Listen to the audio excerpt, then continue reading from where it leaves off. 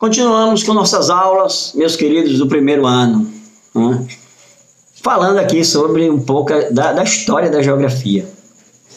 Olha, na década de 60, né, ou seja, após a Segunda Guerra Mundial, durante uma guerra, a guerra não é bom, né? Mas durante uma guerra, muitas tecnologias são criadas, né? Então, se você vê, né, a Segunda Guerra Mundial, né, várias tecnologias foram criadas. Um dia desse, bem aí, na Guerra do Golfo, se criou, né, o forno de micro-ondas, né? Então, rapaz, eu não sei não se foi no... Peraí, então, eu acho que não. Eu acho que já o forno foi para os astronautas, né? Para o pessoal ir para a Lua e tal, naquelas espaçonaves. Mas eu quero dizer para você que normalmente, né, numa guerra se criam várias tecnologias, né? E aí, depois da Segunda Guerra Mundial, depois que o mundo já estava dividido em capitalismo e socialismo, né? Totalmente dividido no capitalismo liderado pelos Estados Unidos, socialismo liderado pela União Soviética,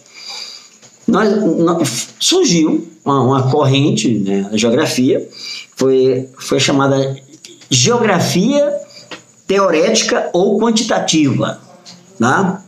Ora, essa corrente teorética ou quantitativa, ela advogava o seguinte, que a geografia deveria utilizar, né, os computadores, utilizar a matemática, cálculos, né, para explicar, para mensurar, né, produção, parte econômica. Então, deveria se utilizar números, né, explicar muitos assuntos de geografia deveriam ser explicados de forma quantitativa, utilizando, né, a probabilidade, utilizando a matemática, né, e a estatística, usando dados estatísticos, gráficos, né, para explicar os acontecimentos, os fenômenos geográficos.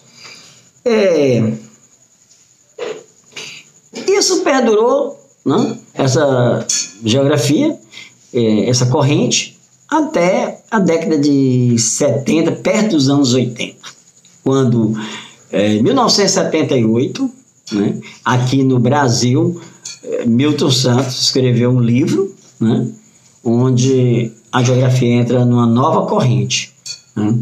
Essa corrente é a chamada geografia crítica, ou renovada, a geografia renovada ou geografia crítica. Os dois representantes Yves Lacoste, o francês Yves Lacoste, lá na França, né? Ela foi um pouco primeiro que o Milton Santos, e o Milton Santos no Brasil. A geografia renovada ou geografia crítica, ela tem início no Brasil, né, em 1978. Milton Santos, em 1978, o geógrafo baiano Milton Santos, provavelmente o maior geógrafo do Brasil, né, morreu em 2001. Milton Santos, ele deixou uma obra muito grande, muito vasta, né?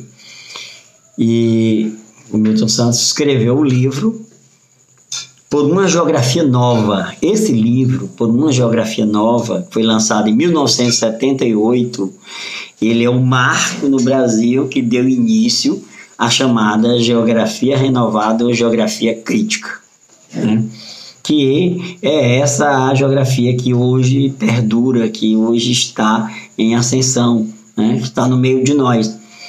E é essa geografia que esse professor aqui vai passar para você. Infelizmente, né, nesse primeiro ano, a geografia ela é muito assim, de dados, que a geografia não é uma matéria decorativa, né? Longe de ser, jamais, não é de forma nenhuma, né? Você vai ver que eu vou dar aula para você e vou explicar qualquer fenômeno, eu explico cientificamente, né? Ou usando a física, ou a matemática, ou a química, ou a biologia, seja qual for a disciplina, né? Porque eu não sei geografia decorada, geografia não se decora, né? Mas algumas coisas, né? Essa geografia, agora que nós vamos estudar, primeiro ano, ela tem algumas coisas que você tem mesmo que decorar, não dá para explicar, né?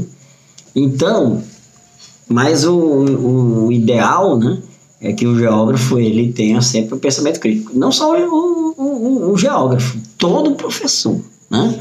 Todo professor deve despertar em você o senso crítico, deve lhe politizar, né, para você mudar a realidade que você está vivendo e mudar também sua história de vida, né? Não pode você ver, ouvir, calar ou dizer amém, né, frente à realidade a que nós nos encontramos. Então, gente, está aí feito, né, o histórico da geografia, né, que está no programa. Vamos depois fazer algum exercício, alguma coisa assim.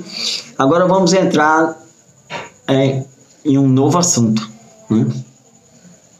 Você vai saber, por exemplo, o que é paisagem, né? Geografia. Paisagem é tudo que você vê, né? O que é paisagem, o que é lugar, o que é território, né? Agora você vai saber. Ora, paisagem é tudo que você vê. Você está olhando agora, assistindo minha aula, você está vendo essa linda paisagem, né, que vos fala. Então, isso é paisagem. Paisagem é tudo que a gente vê. Mas um detalhe, ninguém vê a mesma paisagem, tá? Você quando olha alguma coisa, né, a sua mente fita mais uma coisa ou outra. A de outra pessoa é diferente. Não, ninguém vê a mesma paisagem. Ninguém vê a mesma paisagem. Então você vai, quando olha uma paisagem, o seu cérebro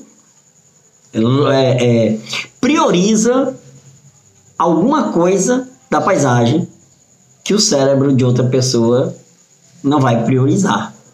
Então ninguém vê a mesma paisagem, tá certo? Em geografia, paisagem é tudo que você vê e ninguém vê a mesma paisagem, né? Bom, um lugar é uma área territorial que pode ser medida e localizada. Então, aí onde você está assistindo essa aula, este lugar, ele tem uma localização. Hoje nós temos satélites lá em cima, né, que localizam a formiga no deserto, né? Tem o tal GPS que localiza tudo, né? Tudo, né?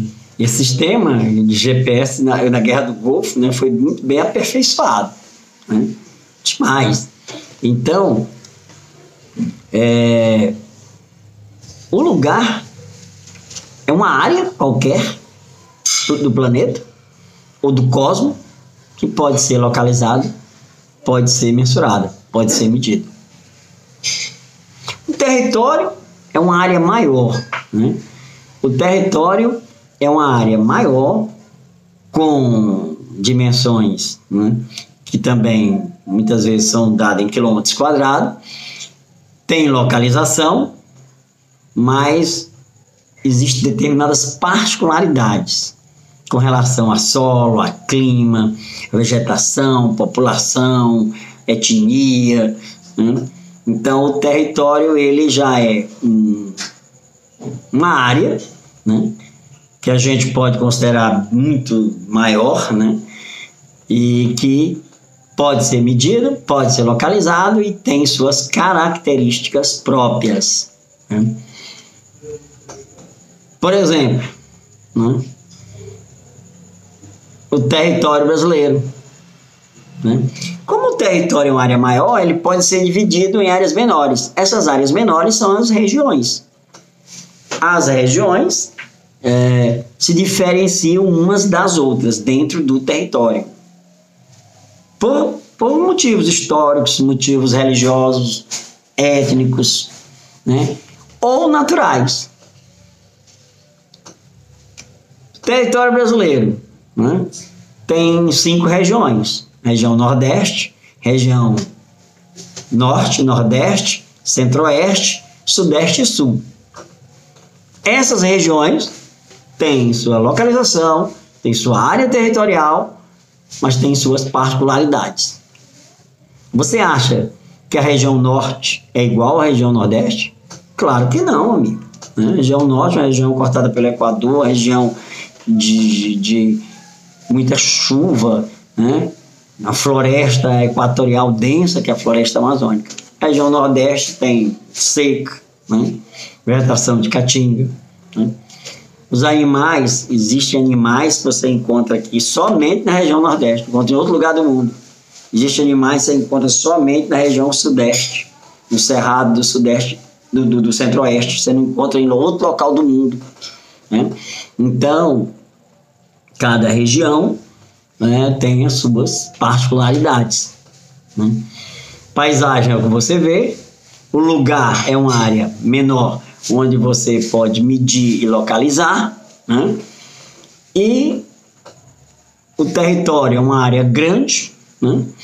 Também pode ser localizado, tem área territorial, né, que pode ser medida, mas pode ser dividido em espaços menores. Esses espaços menores são as regiões.